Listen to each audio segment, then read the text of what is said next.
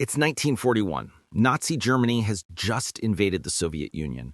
You're a young Soviet woman, maybe a teacher, a factory worker, or a college student, and you just volunteered for the most suicidal job in the entire war. Why? Because Marina Raskova, the Soviet Union's most famous female aviator, convinced Donlin to let women fly combat missions. Not as nurses, not as support staff, as combat pilots. Stalin agreed, probably thinking you'd all fail or die quickly. He created 3 all-female aviation regiments. You joined the 588th Night Bomber Regiment. Out of 2,000 applicants, only 400 were chosen. You thought you won the lottery. You were wrong. Your prize? A Polikarpov Po-2 biplane.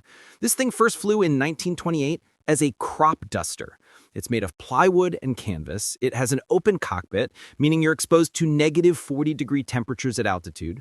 It has no radio, no guns, no parachutes. They said the planes were too small and parachutes were too heavy, but really they just didn't have enough to go around. Maximum speed, 94 miles per hour. The German Messerschmitt fighters could fly 370 miles per hour. If they spotted you, you were dead. Simple as that. Your bomb capacity? 350 pounds. A single B-17 bomber carried 8,000 pounds. You'd need to make 23 trips to equal 1 American bomber run. And yet, you'd make the Germans fear the night sky more than anything else in the war. Here's what your typical night looks like, and typical is a generous word. You wake up at dusk. You haven't slept more than 4 hours because you flew until dawn, landed at 5 a.m., and debriefed until 6. You eat whatever scraps the mess tent has, usually watery soup and stale bread. Then you head to your plane. Your navigator climbs into the cockpit behind you. You're flying with your best friend because that's who you trust your life with. You'll take turns. Tonight she navigates, tomorrow night you do. If one of you dies, the other has to fly with someone new. You try not to think about that. You take off just after sunset. Your target is 40 miles behind enemy lines, a German supply depot, an ammunition dump, or a troop concentration. Here's your insane tactic. You fly in groups of 3. When you approach the target, the first plane flies over to draw searchlights and anti-aircraft fire. The Germans light up the sky, guns blazing at the decoy. While they're distracted, you cut your engine and glide in silently from a different direction. This is the terrifying part. With no engine, your wooden plane makes a soft whistling sound as wind passes through the struts. To the Germans below, it sounds like a witch's broomstick cutting through the air. Hence the name, Night Witches. You're gliding. No power. Descending at a steep angle. It's pitch black. You're navigating by moonlight and memory. Your navigator's checking the stopwatch and map, calculating the exact second to release the bombs. 3, 2, 1, release. The bombs drop. Your plane lurches upwards, suddenly lighter. Now comes the worst part. Restarting your engine while you're still dropping like a stone. You pull the starter. Nothing. You pull again. Still nothing. The ground is rushing up. You can see the muzzle flashes from German soldiers shooting at you. You pull one more time. The engine sputters to life. You pull up hard, your wooden wings groaning under the stress, threatening to snap off. You made it. 1 down. 7 more to go. Let's talk about what makes this job absolutely unbearable, beyond the whole flying into enemy fire thing. The cold. Oh God, the cold. You're flying in an open cockpit in Russian winter at night. Temperatures drop to minus 40 degrees Fahrenheit at altitude. Your face is completely exposed, your goggles fog up and freeze, your fingers go numb even through your gloves, making it nearly impossible to grip the controls. Frostbite is guaranteed, not a risk, guaranteed. Most night witches had permanent nerve damage in their hands and feet.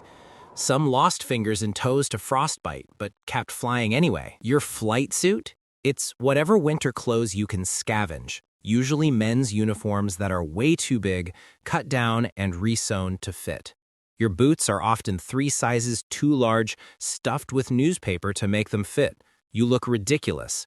But you're also the most feared thing in the night sky. And the noise. When your engine is running, it's deafeningly loud. No headsets, no ear protection. Many night witches suffered permanent hearing loss. But you can't think about that when you're trying not to get shot down. The missions themselves? 8 to 18 sorties per night. That's takeoff, fly 40 miles, attack, fly back, land, reload, refuel, and do it again. And again, and again. Some nights, you'd fly 15 times before dawn. You're getting maybe 3 to 4 hours of sleep per night if you're lucky. You're malnourished because frontline rations are terrible. You're cold, exhausted, terrified, and still expected to navigate perfectly and drop bombs with precision. Oh, and did I mention you have no parachute? If your plane gets hit and catches fire, and remember, it's made of wood and fabric, you're riding it down. Period. Here's the beautiful irony. The Germans, who had the most advanced military in the world, were absolutely terrified of your obsolete crop dusters. They called you Nachthexen, night witches. They spread rumors that Soviet scientists had injected you with experimental drugs that gave you cat-like night vision. Others claimed you were actual witches who made pacts with the devil. The truth? You were just incredibly brave and insanely skilled. See, your plane's biggest weakness was also its greatest strength. It was so slow and so primitive that German fighters couldn't shoot you down easily. Their minimum speed was higher than your maximum speed. If they slowed down to match you, they'd stall and crash. So they had to make high-speed attack passes, which gave them only a split second to hit a small wooden target in the dark. Most of the time, they'd overshift and have to circle back, by which time you'd already disappeared into the darkness. German anti-aircraft guns were designed to track fast-moving metal aircraft with predictable flight patterns. You'd zigzag randomly, fly at treetop level, and change altitude unpredictably. You were nearly impossible to hit, and the psychological warfare was devastating. German soldiers learned to dread the sound of your wooden planes whistling through the night. It meant bombs were about to rain down and there was nothing they could do about it. The Germans put a bounty on night witch pilots. Shooting one down earned the same recognition as destroying a massive Soviet tank. They considered you that dangerous. One night witch, Nadezhda Popova, flew 852 missions. 852. Her plane was hit by flak multiple times, shot down twice, but she survived the entire war. 18 times her aircraft was so damaged, she crash-landed. She just got a new plane and kept flying. But for every survival story, there's a darker truth you live with every single night. Of the 400 women who joined the Night Witches, 32 were killed in action. That's 1 in 12. Those aren't terrible odds compared to other Soviet units, but here's what the statistics don't tell you. You know all 32 of them. You trained with them, flew with them, shared a tent with them, celebrated birthdays together.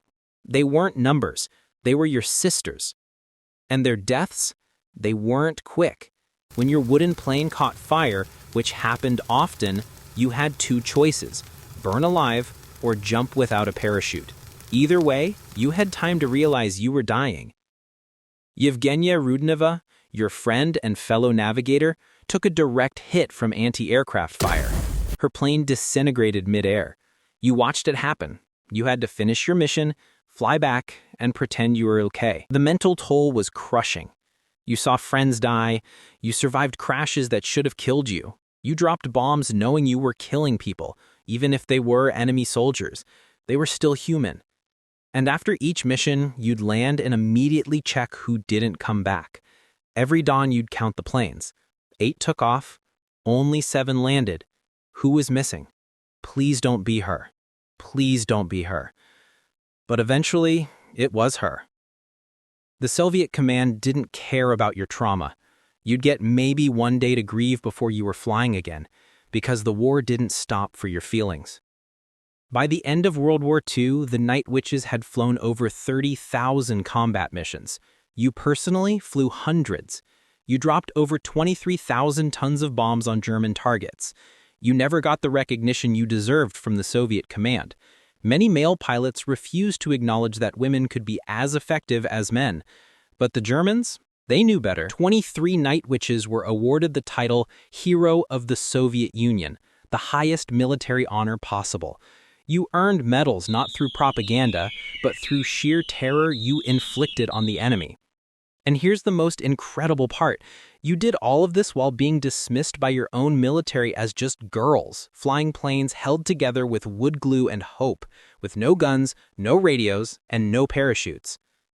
You were 19 years old, freezing, exhausted, and traumatized, but every night you climbed back into that wooden death trap and flew into hell. Because you were a night witch, and night witches didn't quit. That was your life as a night witch pilot, the most terrifying and incredible combat aviator the world has ever seen.